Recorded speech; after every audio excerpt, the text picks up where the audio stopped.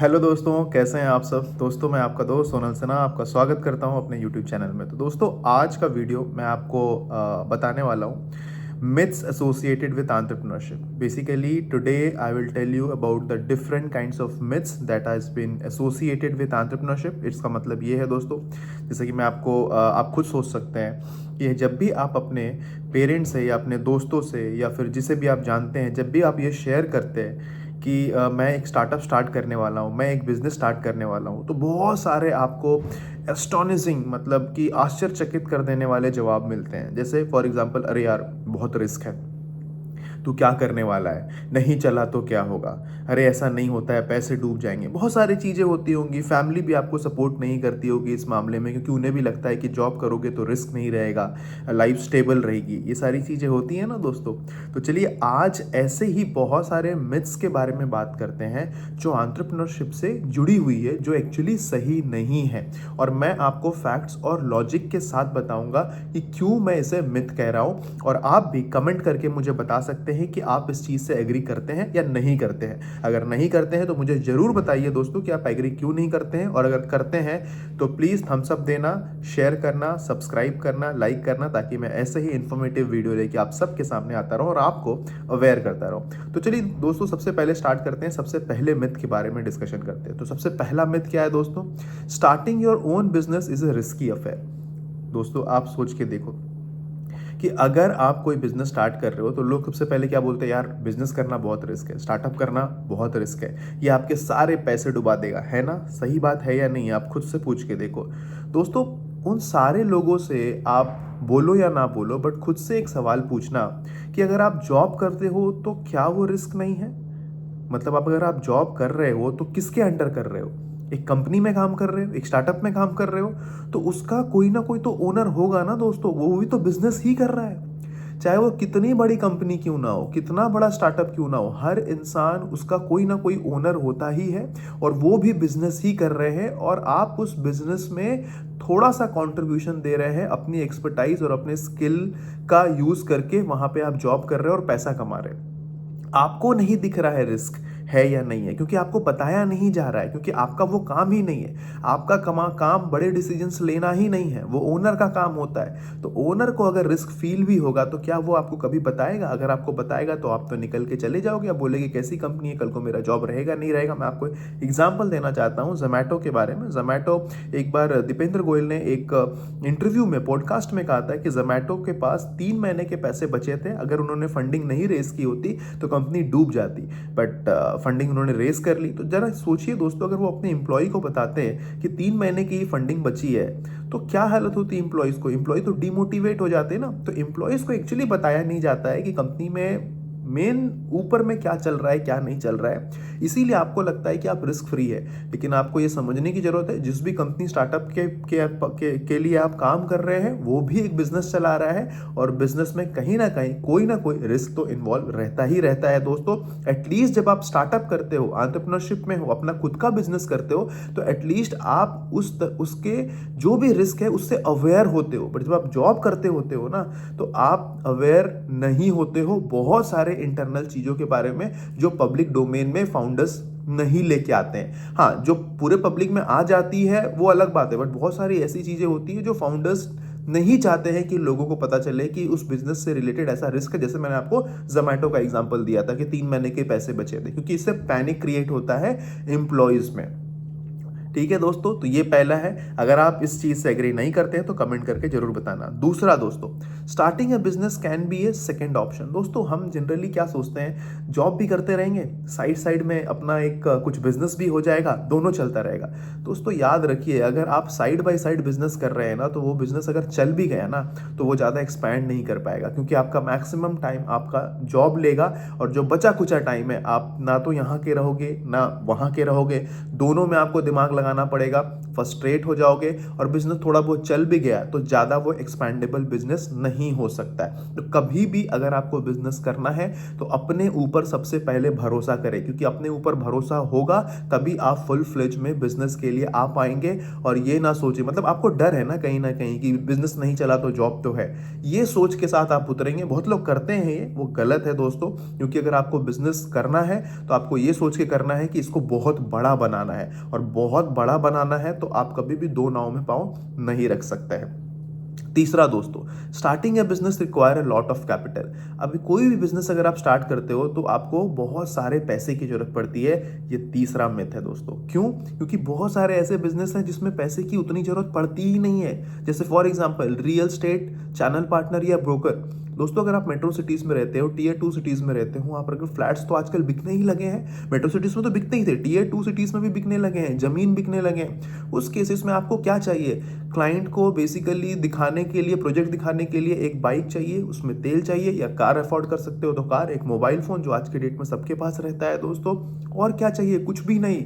एक बार अगर आपका सेलिंग हो जाता है तो आपको कमीशंस आते हैं, अच्छे खासे कमीशंस आते हैं। तो मैं ये सोच के चल रहा हूँ कि आपने कंपनी रजिस्ट्रेशन, गाड़ी का फ्यूल का खर्चा, ये एक तरीके से इतना तो दोस्तों हर बिजनेस में लगेगा, तो इसको तो आप नेग्लिजिबल ही समझिए। और क्या खर्चा है? आप एज ए चैनल पार्टनर मतलब क्या हुआ कि बड़े बड़े जो डेवलपर्स होते हैं या छोटे डेवलपर्स होते हैं जो बिल्डिंग्स बनाते हैं, बेसिकली जो कंपनी होती है, उनसे आप टाई अप कर सकते हो और उन्हें उनके प्रोडक्ट्स को आप सेल कर सकते हो, मतलब उनके फ्लैट्स को आप सेल कर सकते हो। तो इसे चैनल पार्टनर बोलते हैं। और ये बेसिकली कंपनी से ही कमीशन लेते हैं और आप कस्टमर से लेते नहीं हैं। मतलब कस्टमर ने अगर कोई प्रॉपर्टी खरीदा तो आप कस्टमर को नहीं बोलोगे कि मुझे 1% 2% आप दे दो, नहीं, आपको कंपनी से ही 2%, बेसिकली जो स्टैंडर्ड है वो 2-3% का है, वो कंपनी से ही मिलता है। तो दोस्तों इस तरीके का टाई अप आप कर सकते हो और चैनल पार्टनर बन सकते हो। ब्रोकर और चैनल पार्टनर में ये डिफरेंस होता है कि चैनल पार्टनर तो मैंने आपको बता दिया कि कमीशन आपको कंपनी से मिलता है, क्लाइंट से आपको चार्ज नहीं करना पड़ता है। बट ब्रोकर जो होते हैं वो दोनों से चार्ज करते हैं दोस्तों, तो इसमें भी कोई पैसे खर्च होती नहीं है। दूसरा दोस्तों, मर्चेंट एक्सपोर्टर। इंडिया में 67% जो एक्सपोर्टर है वो मर्चेंट एक्सपोर्टर है। मर्चेंट एक्सपोर्टर का मतलब क्या हो गया दोस्तों? आपको प्रोडक्ट एक्सपोर्ट करना है बट उसका मैन्युफैक्चरिंग खुद नहीं करना है, क्योंकि मैन्युफैक्चरिंग करने जाओगे तो बहुत इन्वेस्टमेंट लगेगा। तो आपको क्या करना है? क्लाइंट ढूंढना है, फॉरेन बायर्स ढूंढना है, इंटरनेशनल बायर्स ढूंढना है, और उनको जो प्रोडक्ट चाहिए वो इंडिया में, मतलब जहां जिस भी आप कंट्री में रह रहे हो, मैं इंडिया की बात करूंगा, वहां पे मैन्युफैक्चरर को पकड़ना है और उनसे टाई अप करना है, उनसे माल लेना है, आगे बेच देना है। तो दोस्तों इसमें भी कोई पैसा, मैं रजिस्ट्रेशन प्रोसेस और ये सारी चीज़ों का मैं नेग्लिजिबल समझ के चल रहा हूँ दोस्तों, वो तो हर बिजनेस में चलता ही चलता है। तो आप जरा देखो ना, कहाँ इसमें बहुत सारे पैसे लग रहे हैं आपको बिजनेस स्टार्ट करने में, ठीक है। उसके बाद ऑनलाइन ट्यूटरिंग भी है दोस्तों। अगर आप किसी सब्जेक्ट में अच्छे हो तो आप ऑनलाइन पढ़ा भी सकते हो। आप खुद सोच के देखो, चाहे आप गूगल मीट हो गया, गूगल मीट का तो सब्सक्रिप्शन फ्री आता है, फिर जूम हो गया, जूम में भी 45 मिनट्स आप फ्री में बात कर सकते हो। तो अगर आप सब्सक्रिप्शन ले भी लेते हो दोस्तों 15-16 हज़ार रुपए का साल का अगर जूम का, तो क्या खर्चा है इसमें? कोई भी सब्जेक्ट में आप अच्छे हो तो ऑनलाइन भी पढ़ा सकते हो। ये भी एक तरीके से, कहाँ इसमें पैसा लग रहा है और आप अपने स्किल का यूज करके पैसे कमा रहे हो, है ना। उसके बाद दोस्तों एजुकेशन कंसल्टेंट है। बहुत सारे फॉरेन में ऐसी यूनिवर्सिटीज़ है जो डिफरेंट देशों में से स्टूडेंट्स चाहती है। तो जैसे इंडिया से भी बहुत सारे लोग फॉरेन जा रहे हैं, तो आप उनको हेल्प कर सकते हो, उनके वीज़ा प्रोसेसिंग में हेल्प कर सकते हो, उनको डिफरेंट कॉलेज जैसे यूरोप में और अमेरिका में है, वहाँ पे एडमिशन्स के लिए हेल्प कर सकते हो, जिसके लिए ये फॉरेन यूनिवर्सिटी आपको अच्छे खासे पैसे देती है। इसमें भी बेसिकली ज़्यादा पैसे, मतलब जो रजिस्ट्रेशन प्रोसेस है उसका ही आपको पैसा खर्चा करना पड़ेगा। हाँ, वो अलग बात है कि अगर आप खुद का अपना ऑफिस लेना चाहते हो तो थोड़ा सा इन्वेस्टमेंट आपको करना पड़ेगा। बहुत सारे ऐसे लोग हैं जो एज ए फ्रीलांस भी काम कर रहे हैं दोस्तों। तो चलिए, तो ये भी एक मिथ हो गया कि starting A business require a lot of capital. अब इसके बारे में एक और मिथ की बात करते हैं दोस्तों। Everyone can start a business and become an entrepreneur. दोस्तों लोगों को लगता है कि कोई भी, मतलब हम सब चीज़ स्टार्ट कर लेते हैं। लोगों को लगता है कि हम जॉब कर लेंगे, हम ये ट्राई कर लेंगे, वो ट्राई, कुछ नहीं हुआ ना तो बिजनेस तो कर ही लेंगे। ये एक बहुत बड़ा मिथ है। याद रखना, बिजनेस सबसे नहीं होगा, क्योंकि इसके लिए एक टेम्परामेंट चाहिए, इसके लिए मोटिवेशन नहीं, डिसिप्लिन चाहिए, और आपकी जो रिस्क टेकिंग एबिलिटी है ना, वो बहुत ज़्यादा इन्हांस्ड वे में और बहुत बड़ी होनी चाहिए। आपको रिस्क लेने से डर नहीं लगना चाहिए। इंडियंस जो सब कॉन्टिनेंट है यहाँ पे ज़्यादातर लोगों का जो मेंटेलिटी है वो रिस्क टेकिंग एबिलिटी काफ़ी ज़्यादा वीक है। हम ज़्यादातर यही सोचते हैं कि हम एम्प्लॉयर नहीं एम्प्लॉय बनेंगे, जॉब ढूंढते हैं दोस्तों। तो जब तक आपकी रिस्क टेकिंग एबिलिटी नहीं है, आप अपने आप से एक सवाल पूछिए, क्या अगर आपको 2 साल तक अगर आप जॉब ना करना पड़े या एटलीस्ट 1 साल तक जॉब ना करना पड़े, जेब में 1 रुपये भी नहीं आए, तो भी क्या हर दिन आप सुबह उठ के उसी मोटिवेशन उसी डिसिप्लिन के साथ अपने बिजनेस के लिए स्टार्टअप के लिए काम कर सकते हो? अगर जवाब हाँ है तो समझ जाना कि बिजनेस आपके लिए ही बना है, आपको और आपको बिजनेस करना चाहिए। जनरली 2-3 महीने जब जेब में पैसे नहीं आते हैं ना, तो इंसान की हालत खराब हो जाती है, डर लगने लगता है। तो ऐसे लोगों के लिए बिजनेस नहीं बना। अगर आपको नॉलेज कम भी है वो भी आप ग्रेजुअली ले लोगे, बट अगर आपको नॉलेज नहीं, बहुत ज़्यादा नॉलेज है बट रिस्क टेकिंग एबिलिटी आपके पास नहीं है और आप बेसिकली आपको बहुत ज़्यादा इनसिक्योरिटी फील होता है, आप ग्राउंड लेवल पे जाके काम नहीं कर सकते हो, आप मेहनत नहीं कर सकते हो बहुत ज़्यादा, तो आपके लिए बिजनेस नहीं बना है दोस्तों। तो इस चीज़ को भी आप समझिए। उसके बाद दोस्तों एक और मिथ अगर मैं आपको बताऊं वो है देयर इज नो गाइडेंस और mentor required for starting A business is also a myth. दोस्तों आप इस बात को समझिए कि मेंटोर का इम्पोर्टेंस बहुत ज़्यादा होता है बिजनेस में, क्योंकि मेंटोर आपको फेल होने से तो नहीं बचा सकता, लेकिन अगर आप अपने स्टार्टअप में कंपनी में 10 गलतियां कर रहे हो ना, तो मेंटोर आपको 8 गलती करने से बचा देगा, क्योंकि उसने ये सारी गलतियां पहले ही की हुई है।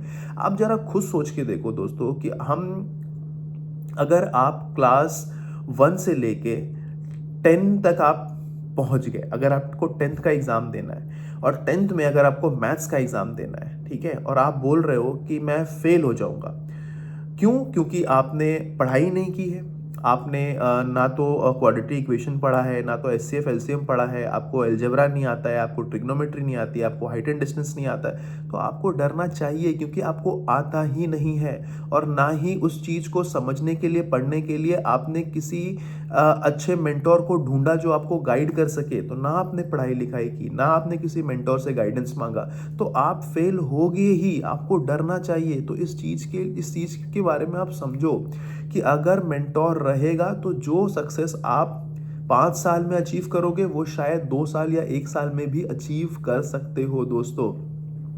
5 साल तक स्ट्रगल करते करते बीच में ही दम तोड़ दोगे।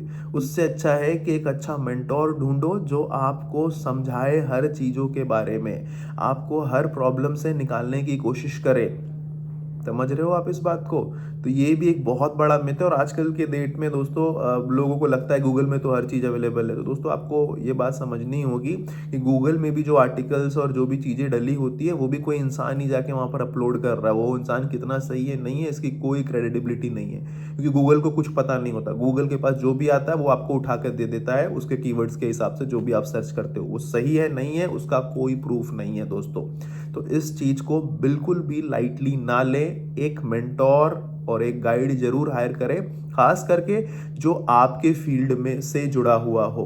अब आपको फॉर एग्जांपल इसमें 2 तरह के मेंटोर होते हैं। एक तो कॉमन जो आपको बिजनेस के बारे में बताएगा कि बिजनेस और स्टार्टअप करना कैसे है। दूसरा जिस भी सेक्टर में आपको करना है उस सेक्टर से रिलेटेड मेंटोर भी आपको ढूंढना। तो 2 मेंटोर तो आपको चाहिए ही। फॉर एग्जांपल आपको रियल एस्टेट में करना है और कोई वेटरन है एग्रीकल्चर सेक्टर का, तो एग्रीकल्चर वालों को अगर रखोगे तो आपको वो रियल स्टेट में कहाँ से हेल्प कर पाएगा। तो एक कॉमन मेंटर ढूंढें जो आपको बिजनेस के बारे में, पूरा ओवरऑल बिजनेस के बारे में गाइड करे कि स्टार्टअप चलता कैसे है, क्या करना चाहिए नहीं करना चाहिए, फाइनेंस मार्केटिंग एंड ऑल। और दूसरा जो आपके सेक्टर से रिलेटेड हो। उसके बाद दोस्तों the idea is everything is also a myth. दोस्तों आप इस बात को समझो कि idea is everything is also a myth. Her cheese idea नहीं होता है, क्योंकि हर दिन मैं बहुत सारे प्रॉब्लम्स देखता हूँ। मुझे लगता है कि अच्छा बिजनेस बन सकता है, पर क्या हर बिजनेस में स्टार्ट कर पा रहा हूँ? नहीं, because implementation is also very important. सब कुछ आइडिया नहीं होता है, आइडिया इंपॉर्टेंट है, मैं ये डिनाई नहीं कर रहा हूँ, बट इम्प्लीमेंटेशन कैसे आप उसको सही तरीके से इम्प्लीमेंट करेंगे, दैट इज ऑल्सो इंपॉर्टेंट। तो ये भी ऐसा भी आप ना नहीं सोचे कि आप सिर्फ कोई बंदा आइडिया लेके आ जाता है तो वही इंपॉर्टेंट है। नहीं, वो जितना इंपॉर्टेंट है उतना ही उसको इम्प्लीमेंट करने वाला इंसान भी इंपॉर्टेंट होता है दोस्तों। तो दोस्तों आशा है आपको ये वीडियो काफ़ी पसंद आया होगा और ऐसे ही इन्फॉर्मेटिव वीडियो के लिए मुझे सब्सक्राइब करें, लाइक करें, शेयर करें, और ताकि मुझे मोटिवेशन मिलता रहता है। ऐसे ही स्टार्टअप, एंटरप्रेन्योरशिप, फाइनेंस और इसी तरह के वीडियोस लेके मैं आप सबके सामने रेगुलर आता रहूँगा दोस्तों।